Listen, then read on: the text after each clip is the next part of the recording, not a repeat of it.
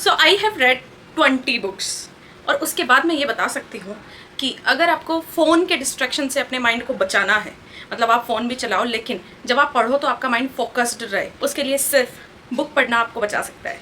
मतलब novel, story books, आप कुछ भी ऐसा पढ़ो जिससे आपकी इमेजिनेशन स्ट्रॉन्ग हो। अब आप अपनी कोर्स और सिलेबस की बुक्स पढ़ोगे उसमें आपको बहुत हेल्प करेगा, मतलब आपको फोकस्ड रखेगा, डिस्ट्रैक्ट नहीं होने देगा।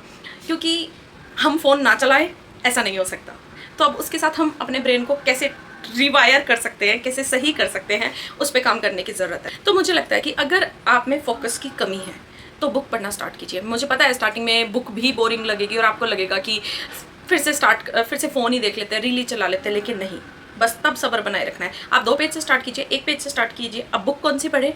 बुक आप वो पढ़िए जिसमें आपका इंटरेस्ट है।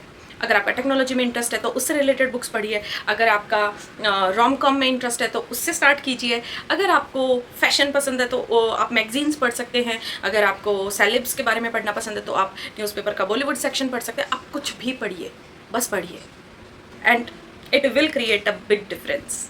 तो अभी मैंने बहुत बुक्स तो नहीं पढ़ी हैं, 20 कोई बहुत बड़ा नंबर नहीं है, बट अभी मैं जो बुक पढ़ रही हूँ वो भी बता देती हूँ। सो अभी मैं पढ़ रही हूँ ये वाली book, when I am with you.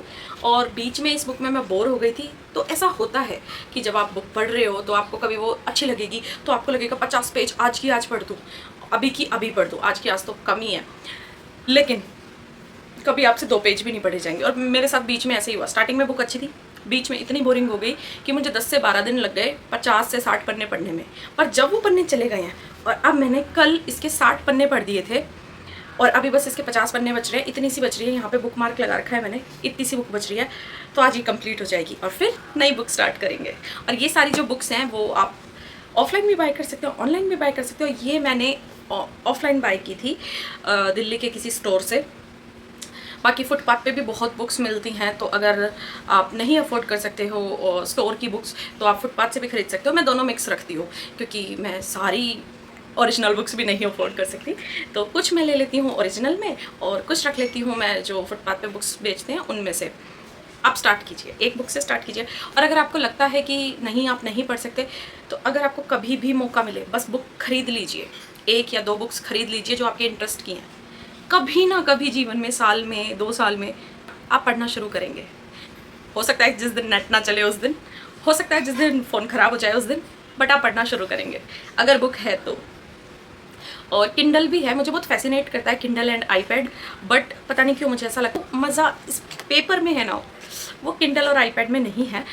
तो मुझे वो चाहिए भी होता है, पर फिर कभी कभी लगता है कि नहीं, मैं उन चीज़ों के लिए नहीं बनी हूँ कि उनसे पढ़ पाऊँ मैं। फ़िलहाल मुझे कलेक्शन करना पसंद है, तो पूरी 20 की 20 बुक्स तो मेरे पास कलेक्शन में नहीं है। मेरे पास में लगभग 8 से 10 बुक हैं अभी, क्योंकि स्टार्टिंग में मैं मांग मांग के किताबें पढ़ लेती थी और फिर जब मुझे ऐसा लगा कि नहीं नहीं, खुद का कलेक्शन होना चाहिए, खुद की अंडरलाइंस होनी चाहिए। लाइंस जो हैं वो पेन से अंडरलाइन कर रखी हैं। 1-2 जगह मुझे काफ़ी पसंद आई थी, अभी मिल नहीं रही है तो मैं आपको वरना पढ़ के सुनाती। तो मुझे अच्छा लगता है किताब को अपना बनाना, उसमें डूडल्स करना, उसके हार्ड वर्ड्स के बारे में मीनिंग लिखना और उसके साइड में इमोजी लगा देना। जैसे मान लो कोई टेंशन का है तो टेंशन का इमोजी लगा देना। मैं फिर और कभी बताऊँगी कि मैं लास्ट में जो समरी लिखती हूँ वो कैसे लिखती हूँ। तो बॉटम ऑफ द लाइन ये है कि पढ़ना शुरू कीजिए।